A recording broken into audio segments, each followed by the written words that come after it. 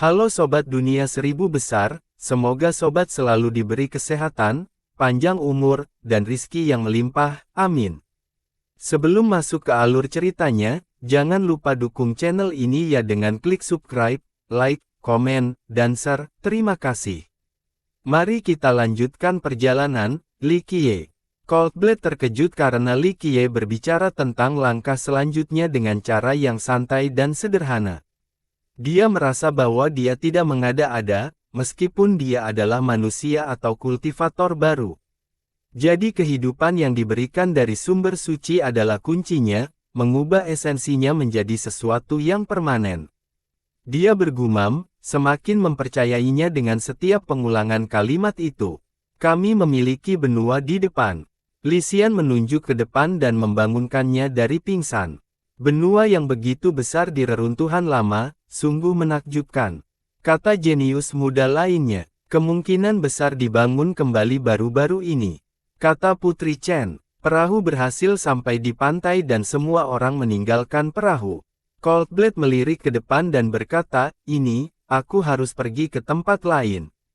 Terima kasih telah membawa kami bersama. Orchid Core membungkuk. Mau kemana, senior? Putri Chen penasaran. Letusan tak terbatas menyiratkan adanya pembuluh darah besar.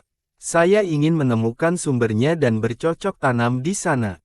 Coldblood mengungkapkan, untuk mencapai tingkat kekaisaran. Kelompok itu memahami tujuannya. Saya harap begitu, ini tidak mudah dan saya butuh bantuan. Dia berkata sambil tersenyum sebelum memberitahu Orchid Core, saya bukan satu-satunya di sini, kaisar semu lainnya juga ingin menemukan jawabannya di sini. Kaisar semu lainnya, Putri Chen menjadi terkejut. Sumber letusan ini sangat cocok untuk kultivasi, tidak ada yang akan melewatkan kesempatan ini. Katanya, apakah Anda mengenal seseorang secara khusus? Li Xian bertanya, putra mahkota pengangkat langit, Raja Rui, leluhur pedang perunggu.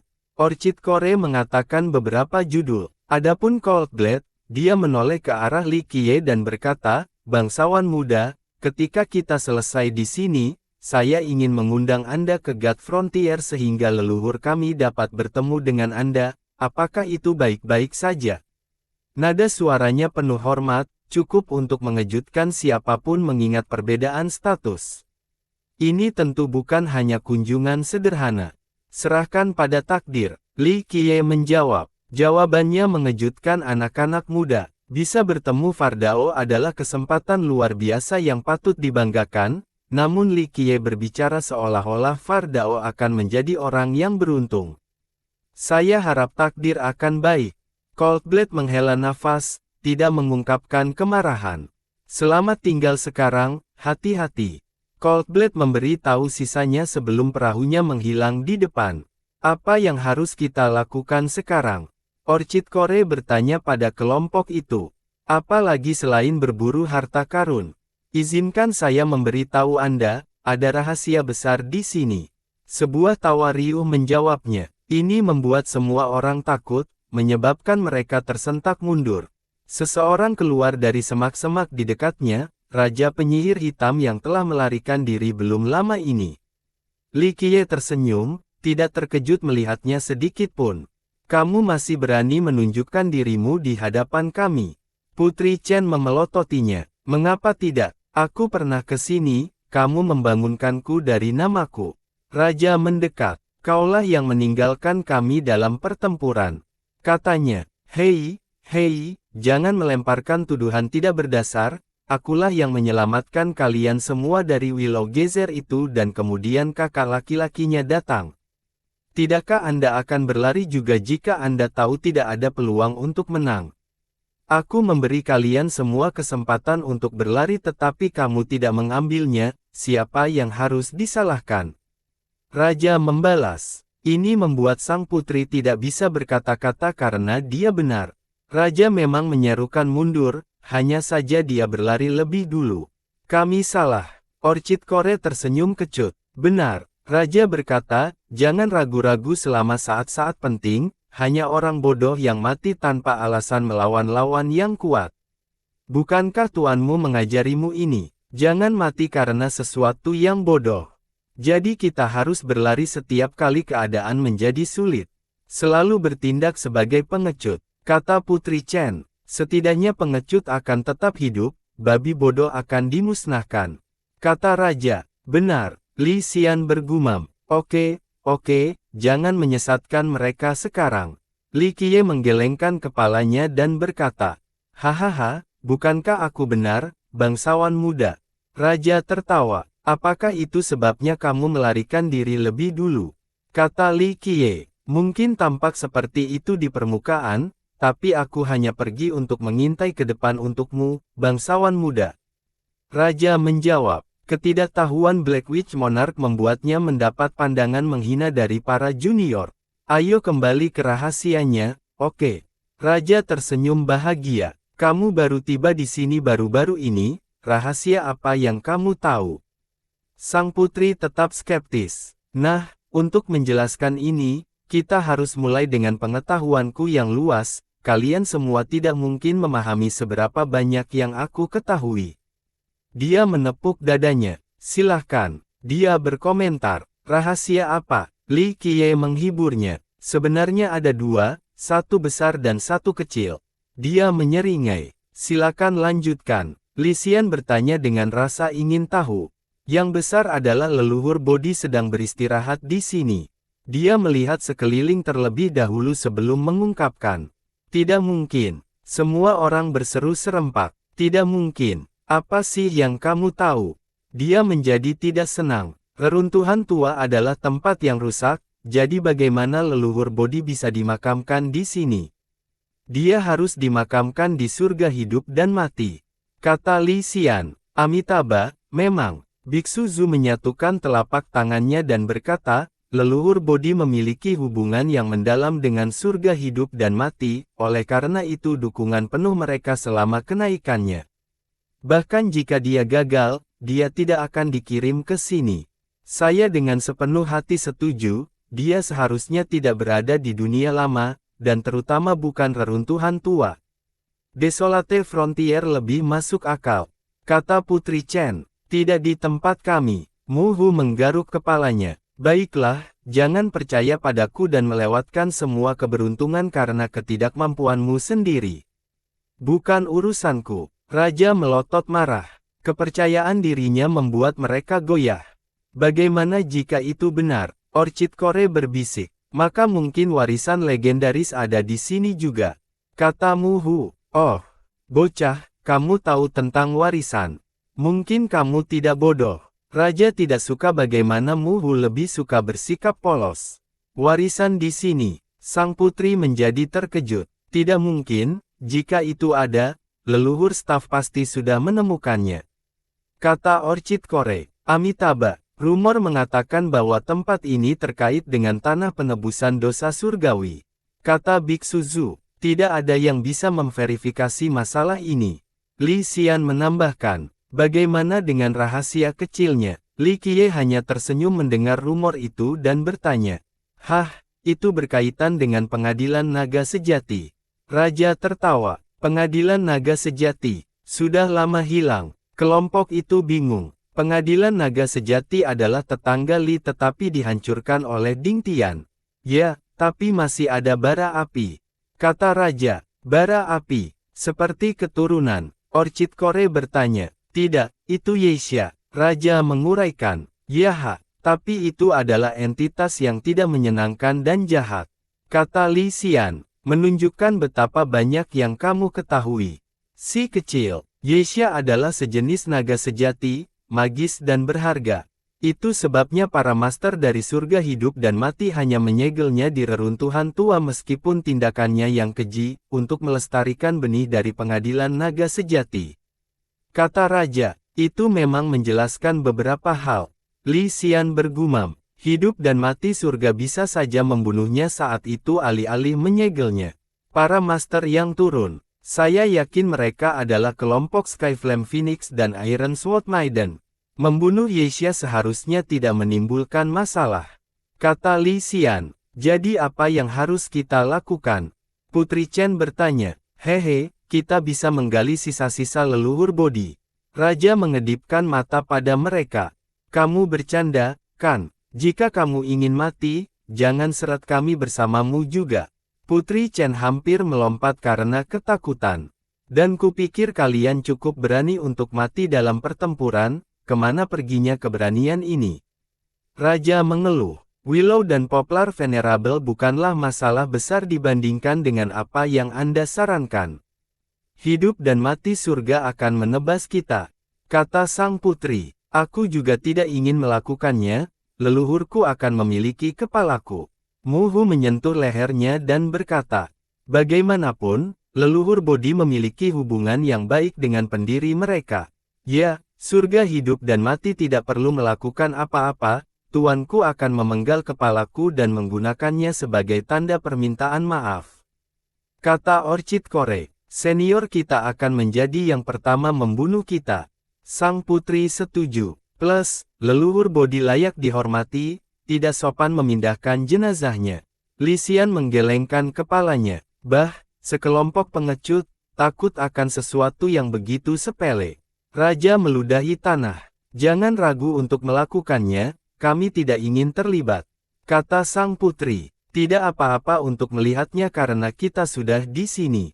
Li Qiye tersenyum. Haha, bangsawan muda itu selalu benar, kita harus melihatnya, itu tidak ada salahnya. Raja melengkungkan dadanya dan menyatakan. Kelompok itu bertukar pandangan dan setuju. Oke juniorku yang pengecut, kita akan menemukan di mana leluhur Bodhi beristirahat. Raja memimpin jalan. Izinkan saya memberitahu Anda sesuatu, benar-benar ada hantu. Sang putri berkomentar di sepanjang jalan. Hantu apa? Raja menatapnya. Nenek moyang Li Xuanzu, keluar dari makam leluhur itu. Sang putri tersenyum. Dia menyebabkan semua masalah itu. Kata Raja, belum tentu. Li Xian menyela dengan lemah. Kami percaya begitu. Para jenius muda telah memikirkannya. Yah. Nenek moyang kita masih hidup, kata Li Xian. Kamu benar, kata Biksu Zhu. Itu karena dia ditimbulkan dengan kedengkian, kebencian adalah hal yang menyebabkan masalah jadi dia mengusirnya menggunakan fondasi klannya. Kata Li Qiye, benarkah? Kelompok itu terkejut mendengar ini. Kami masih punya yayasan. Li Xian tidak tahu. Li Qiye hanya tersenyum dan tidak menjelaskan lebih lanjut.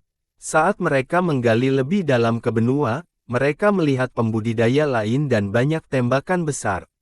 Mayoritas memilih untuk terbang, baik melalui penerbangan reguler atau dengan pedang. Beberapa lebih suka bepergian dengan lebih banyak keriuhan, menggunakan pulau atau istana bergerak. Lihat, itu pasti Raja Rui. Putri Chen menunjuk ke langit. Mereka melihat sebuah kereta dengan cahaya luar biasa menerangi wilayah itu. Cahaya ini disebabkan oleh harta karun yang tertanam, mutiara dan permata langka. Beberapa ditemukan jauh di bawah lautan atau gletser. Pengumpulan mereka mengubah kereta itu menjadi benteng yang tidak bisa dipecahkan. Seorang pria parubaya duduk di dalam yang jelas memberikan perhatian khusus pada pakaiannya. Jubahnya dijahit dengan detail yang rapi. Dia sepertinya menikmati semua kemewahan dan kekayaan di dunia ini sambil memegang tongkat Rui yang terbuat dari batu giok. Tongkat itu bebas dari ketidaksempurnaan, harta karun yang tak tertandingi yang disempurnakan melalui kultivasi. Jari-jarinya yang panjang dan ramping membungkusnya tampaknya merupakan kombinasi yang sempurna. Dia memiliki senyum tipis di wajahnya, memancarkan karisma bangsawan. Penerus Sekte Iblis, kata Li Xian. Bocah kecil yang cantik, sepertinya dia ingin dipukuli duduk di sana dengan sangat mencolok. Raja berkata dengan jijik, yah, dia kaya. Orchid Core berkata, dia adalah seorang raja sebelum bergabung dengan Sekte Iblis di bawah pengawasan seorang kaisar. Dia memiliki bakat untuk kultivasi dan administrasi, kultus iblis makmur di bawahnya sehingga leluhur di sana memandangnya dengan sangat hormat. Keduanya adalah kaisar semu, tapi senior Coldblade jauh lebih rendah hati. Kata Putri Chen, hanya perbedaan di jalan mereka, yang satu mengejar Dao sementara yang lain mengejar bangsawan. Kata Biksu Zhu, jika itu masalahnya, senior Coldblade tidak kalah dengannya atau putra mahkota Skyriser. Faktanya, latar belakang dan statusnya lebih besar. Mereka milik anak Sungai Trinity dan 72 sekte Skyriser sementara dia berasal dari God Frontier itu sendiri. Kata sang putri, God Frontier memang lebih kuat dari Devil Cult atau Skyriser Dynasty, jadi statusnya lebih kuat. Orchid Core merenung, Kaisar Evil Surge tidak memenuhi syarat untuk diucapkan dengan nafas yang sama dengan Fardao dan Tenasius. Mereka sama sekali tidak berada pada level yang sama. Fardao sama dengan 72 leluhur asal. Kata Putri Chen, tidak, leluhur asal saat ini bukan tandingan Fardao setelah dijatuhkan oleh leluhur hitam tertinggi. Mu Hu berkomentar, apakah dia benar-benar dipukuli? Putri Chen bertanya. Mu Hu mengangguk dengan percaya diri. Dari apa yang saya tahu, leluhur sedang menjalani pemadaman untuk menjadi tuan. Orchid Core melanjutkan, tidak semudah itu. Biksu Zhu berkata, tapi dia adalah salah satu leluhur primal terkuat di dunia lama. Namun, dia terjebak di alam yang tidak bisa dihancurkan sejak kekalahan itu. Leluhurnya galak saat itu, membunuh banyak anggota dari pihak lain. Kata sang putri, memang, dia berperan dalam kematian leluhur Xianting kita. Kata Mu Hu, murid pertama leluhur Sunyi, dikabarkan lebih berbakat daripada Dewa Kun Utara. Kata Li Xian, ya, itu satunya. Mu Hu mengangguk, dia adalah jenius nomor 1, setelah memerintahkan pasukan untuk menyerang Supreme Heaven. Li Xian mendengar tentang legendanya sebelumnya. Ya, leluhur Xianting bisa menjadi tuan. Kata Mu Hu, mengapa leluhur hitam tertinggi mengampuni salah satu pelakunya? Pasti tidak sulit baginya untuk membunuh leluhur asal, belum lagi yang terakhir menjadi pendukung setia Mosi. Kata Putri Chen, saya mendengar bahwa leluhur 72 asal mungkin adalah keturunan temannya, tetapi ini tidak jelas. Kata Mu Hu, Sai, jangan membuatnya terdengar begitu misterius. Dia adalah putra dari pasangan bermata 3. Mereka tidak merawatnya dengan baik sehingga mereka merasa bersalah. Kata Raja Penyihir Hitam, kamu tahu lebih banyak tentang ini. Putri Chen bertanya, leluhur yang sunyi membunuh nenek moyang mata dewa, tetapi pasangan bermata 3 itu masih mendukungnya. Ini menyebabkan kegemparan dalam sistem mereka. Kemudian, mereka juga tewas dalam pertempuran dan meninggalkan seorang anak. Karena mereka berpihak pada musuh, anak itu dibuang. Raja menguraikan, hanya sedikit yang menyadari masa lalu ini. Bocah itu berkeliaran dan entah bagaimana bertemu Mosi dan diajari olehnya. Kultivasinya melonjak untuk mencapai tingkat leluhur utama. Karena itu, dia selalu mendukung Mosi dan Supreme Heaven. Raja berhenti sejenak. Sebelum melanjutkan, kemudian, bocah ini memimpin sekelompok orang untuk menyergap Xianting. Api menjadi terlalu kuat dan entah bagaimana mereka membunuhnya. Ini membuat marah perbatasan yang sunyi dan surga hidup dan mati. Leluhur hitam tertinggi secara pribadi mengambil tindakan dan membawanya turun dari jalur pemadaman ke tingkat yang tidak bisa dihancurkan. Leluhur hitam tertinggi tidak membunuhnya. Li Xian bergumam. Dia benar-benar menyelamatkannya. Pasangan bermata 3 memiliki hubungan dengan generasi yang lebih tua, bukan anak mereka. Namun demikian, dia melakukannya untuk menyelamatkan anak itu dari kematian tertentu karena leluhur yang terpencil tidak akan menunjukkan belas kasihan yang sama. Meskipun balas dendam tidak memadai, itu berfungsi sebagai peringatan bagi semua orang. Kata Raja, benar, penguasa tertinggi memiliki kendali penuh dalam situasi itu. Kata sang putri, bocah itu beruntung memiliki pasangan itu sebagai orang tuanya. Jika tidak, leluhur sunyi bisa menghancurkan seluruh sistem, bukan hanya nenek moyangnya. Raja tertawa, anak-anak muda tertegun sejenak. Putri Chen adalah orang pertama yang mendapatkan kembali alnya dan berkata, dengan kata lain, orang tua leluhur 72 asal menyelamatkan sistem mata dewa. Tidak apa-apa untuk mengatakannya. Raja Penyihir Hitam tertawa, leluhur yang sunyi tidak selembut dia sekarang dan tidak ragu untuk membantai. Debut daunnya diaspal dengan darah yang terciprat dari pedangnya, tidak menyisakan siapapun di jalannya. Dia menjadi sentimental dan berkata, tahun-tahun itu benar-benar berkesan. Meskipun bakat Mosi bisa dianggap yang terbesar dalam sejarah, kesempurnaan sejati, kehidupan leluhur yang sunyi lebih cemerlang. Dia mengalami kemenangan dan kekalahan tetapi tidak menghalangi perkembangan dan keberaniannya, membunuh dewa dan Buddha. Anak-anak muda merasakan darah mereka mendidih. Meskipun mereka mendengar tentang legenda ini sebelumnya, mereka tidak pernah membayangkan jalan yang begitu berdarah dan sulit. Mosi adalah monster yang sempurna sementara leluhur terpencil hanyalah seorang kultivator biasa. Keduanya berhasil mencapai puncak dan mendominasi 3 abadi. Jadi leluhur sekali tanpa ampun. Muhu bergumam, merasakan jantungnya berdetak secepat drum. Dia mendengar cerita tentang bagaimana leluhurnya menciptakan 2 jalur utama kultivasi. Namun, detailnya luput dari mereka. Leluhur yang sunyi tidak terkalahkan dan kesepian sekarang, jarang memiliki kesempatan untuk bertarung. Raja Penyihir Hitam berkata, inilah sebabnya mengapa leluhur hitam tertinggi mampu mengambil inisiatif dan mengakhiri perseteruan. Benar, para pemuda mengangguk. Dia bisa saja menghancurkan sistem Dao setelah membunuh nenek moyangnya. Itu akan mengakhiri segalanya dan 72 leluhur asal tidak akan ada. Kesepian karena tak terkalahkan. Biksu Zhu bergumam. Pada awal hidupnya, pembantaian diperlukan tetapi sekarang, membunuh 1 orang saja mengirim pesan yang diperlukan. Selain itu, berapa banyak yang layak melihat pedangnya? Muhu dan yang lainnya tidak bisa menahan diri untuk tidak menjadi emosional setelah mendengar lebih banyak tentang yang abadi.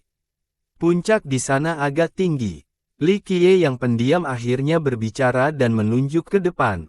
Benar saja, mereka melihat puncak yang cukup tinggi untuk memiliki bintang-bintang yang mengelilinginya. Ayo, ini adalah puncak tertinggi di benua ini. Ketika kita berada di puncak, aku akan menggunakan seni pencarian pembuluh darah drakoniku dan kita akan sampai ke sumber urat bumi. Raja Penyihir Hitam berkata dengan percaya diri. Benarkah? Putri Chen mengungkapkan keraguannya lagi. Raja menjadi kesal. Seni penyihir hitam adalah apa yang Anda dirikan. Bukan hal yang drakonik ini. Katanya, ini perbedaan antara kamu dan aku, menurutmu aku hanya menciptakan satu seni yang tiada taranya. Tidak, saya bisa menemukan begitu banyak setelah meditasi singkat. Katanya, benarkah? Biksu Zhu adalah orang kedua yang ragu. Meskipun mereka melihat betapa ajaibnya seninya, mereka tidak bisa menahan keraguannya. Pembuluh darah bumi tersembunyi dengan baik, kata Orchid Core sambil menatap Li Qiye yang telah menjelaskan gagasan umum tentang sumber dunia. Mungkin tersembunyi dengan baik untuk orang-orang sepertimu tetapi bukan aku karena aku mengerti dan tahu segalanya. Tunggu saja. Aku akan menemukannya untukmu. Raja melengkungkan dadanya. Kelompok itu terbiasa dengan keberaniannya dan tidak menanyainya lagi. Karena kamu memiliki begitu banyak seni yang luar biasa, mereka akan hilang begitu kamu meninggal. Mereka dapat mempelajari masing-masing satu sehingga Anda akan memiliki penerus. Li Qiye tersenyum. Bangsawan muda, aku hanya menjalankan mulutku, jangan menganggapnya serius. Raja menjadi canggung. Tidak seperti kami ingin belajar darimu, kami belum selesai dengan hukum prestasi kami. Sang putri melotot dengan marah. Bah, anak kecil, jika bukan karena bangsawan muda, aku bahkan tidak akan melihat kedua kali ke hutan busuk seperti kalian semua, sangat tidak berbakat.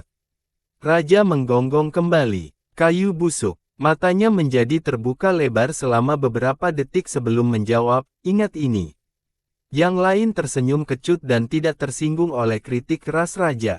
Begitu kelompok itu berhasil mencapai dasar puncak, mereka dihentikan oleh seorang pria tampan dengan pedang perunggu yang besar. Dia mengenakan jubah mahal, tanda berasal dari klan yang kuat. Hadirin sekalian, leluhur kita sedang bermeditasi di sini, silakan pergi.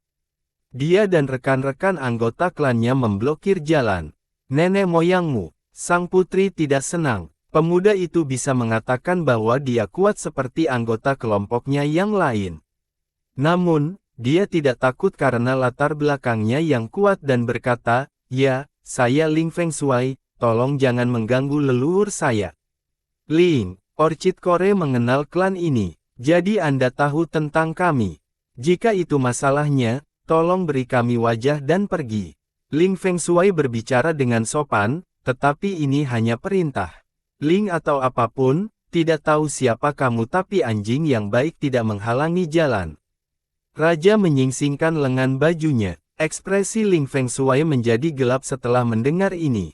Dia meraih gagang pedangnya dan berkata, "Teman-teman, jangan memilih cara yang sulit sekarang." "Cara yang sulit?" Sang putri mencibir, "Saya sudah mendengar ini berkali-kali. Aku tidak tahu tempat ini milik klanmu." Dia mendengarnya dari Yang Mulia Willow sebelumnya dan hal yang sama dikatakan, menyulut amarahnya yang berapi-api. "Tempat ini mungkin bukan milik klan kami, tapi tolong mundur untuk fokus leluhurku." Ling Feng Shui tidak mengalah. "Leluhur pedang perunggu." Orchid Core menebak setelah melihat kepercayaan diri pemuda itu. "Itu benar, jadi inilah saatnya untuk pergi," kata Feng Shui bangga. "Dia ingin menjadi kaisar di sini." Biksu Zhu mengerti. "Jadi bagaimana jika leluhurmu adalah seorang kultivator terkenal?" Putri Chen tidak ingin mundur. Pria itu adalah orang besar, lebih terkenal dari Cold Blade karena debut awalnya. Dia adalah seorang jenius hebat dengan kecepatan kultivasi yang cepat. Semua orang mengira dia akan dapat merevitalisasi Ling karena setelah kematian gadis pedang besi, mereka gagal menghasilkan kultivator terkemuka. Klan itu pernah menjadi sistem Dao yang kuat. Nenek moyangnya dikenal sebagai orang suci pedang yang tak tertandingi. Itu menurun seperti banyak lainnya, akhirnya naik di bawah gelar Ling alih-alih nama sebelumnya. Pedang besinya mengalahkan musuh yang kuat dan bekerja keras di bawah panji surga hidup dan mati. Dia berpartisipasi dalam semua perang dan pertempuran besar. Kemudian, dia kembali ke Ling, dikabarkan telah kehabisan umur atau menderita luka parah. Mereka tidak bisa disembuhkan dan dia meninggal di klan. Ini mendorong klan dari tebing lagi sampai munculnya leluhur pedang perunggu. Bakat dan kesuksesannya membawa harapan bagi klan sekali lagi. Semua mengira dia bisa menjadi leluhur primal di masa depan, evaluasi yang lebih tinggi dibandingkan prospek Cold Blade. Bertentangan dengan harapan, dia terjebak di level semu dan tidak ada yang mendengar tentang kemajuan apapun. Dia menjadi contoh bagaimana lebih tua tidak lebih baik. Selain itu menunjukkan betapa sulitnya menjadi seorang kaisar, jauh lebih sulit daripada menjadi dewa yang sunyi. Namun demikian, dia memiliki banyak keturunan sehingga klan masih makmur. Memiliki kaisar semu juga bukan hal yang buruk, cukup bagi anggota klan untuk berkeliaran di dunia dengan kepala terangkat tinggi. Namun, ini tidak cukup untuk menakut-nakuti 4 orang suci muda Akademi Anggrek karena asal-usul mereka yang sebenarnya jauh lebih kuat. "Kamu ingin tidak menghormati leluhurku?" Ekspresi Ling Feng Shui memburuk. "Katakan padanya untuk turun sehingga aku bisa memberinya pelajaran." Meskipun orang-orang suci muda tidak bisa bersaing melawan Kaisar Semu, Raja Penyihir Hitam gatal untuk bertarung. "Hahaha, ketidaktahuan seperti itu." Ling Feng Shui menjadi marah dan berkata, "Aku akan menutup mulutmu yang bersemangat." Karena itu, dia bersiap untuk menghunus pedangnya. "Berhenti!" Sebuah suara meledak dengan menggelegar dan seseorang turun. Dia memiliki tubuh berotot dan kilat mengalir di matanya di seluruh pupil perunggu. Tekanannya sangat besar meskipun tidak berniat mengaktifkannya. "Leluhur!" Ling Feng Shui sangat gembira melihat pendukungnya. "Idiot!" Namun, leluhurnya berteriak padanya, menyebabkan kakinya gemetar. "Aku menyuruhmu menunggu di pangkalan, bukan untuk menghentikan semua orang datang. Aku membawamu ke sini untuk belajar, bukan untuk kamu bertindak angkuh dengan kekuatan yang dipinjam. Kembali ke klan, bertobatlah dalam isolasi selama 60 tahun. Leluhur pedang perunggu memerintahkan. Tapi, leluhur, mereka, Ling Feng Shui tidak tahu di mana kesalahannya. Bawa dia pergi. Pedang perunggu menyegelnya dan memberi tahu murid-murid lainnya. Yang lain bisa merasakan amarahnya dan tidak berani berbicara atas nama Ling Fengshui. Mereka segera mengantarnya kembali ke klan. Rekan-rekan Taois, saya minta maaf karena tidak mendidik keturunan saya dengan cukup baik dan dia telah menyinggung perasaan Anda. Pedang perunggu membungkuk kepada kelompok itu. Ini mengejutkan anak-anak muda yang segera membalas isyarat itu. Putri Chen tersenyum kecut dan berkata, bukankah hukumannya agak terlalu keras? Kami juga terburu nafsu. Kesombongan harus dihindari karena dapat menandai kehancuran sekte. Kata Bronze Blade sentimental. Itu benar. Untungnya, Anda pintar dan bangsawan muda kami tidak kesal olehnya. Kalau tidak, dia bisa saja memusnahkan klan Anda. Raja mengangguk. Anak-anak muda mengira dia melewati batas dan mengedipkan mata padanya berulang kali. Bagaimanapun, Kaisar Semu itu rendah hati dan tulus. Selain itu hanya pertengkaran verbal dan tidak ada bahaya yang terjadi. Sayangnya, Ling Fengshui dihukum selama 60 tahun menghadap dinding. Bangsawan muda, Bronze Blade sendiri bingung dengan tanggapan yang sombong. Dia adalah bangsawan muda kita. Datang dan beri hormat sudah. Mendapatkan bantuannya adalah keberuntunganmu. Raja tertawa dan berkata, kelompok itu tidak tahu apakah harus tertawa atau menangis karena raja yang kuat ingin menyenangkan Li Qiye. Pedang perunggu menatap Li Qiye, kebingungannya hanya tumbuh. Ketika dia mendarat, dia memindai kelompok itu dan tahu para jenius memiliki latar belakang bergengsi. Dia tidak memperhatikan Li Qiye saat itu, dengan asumsi pria itu adalah seorang pelayan.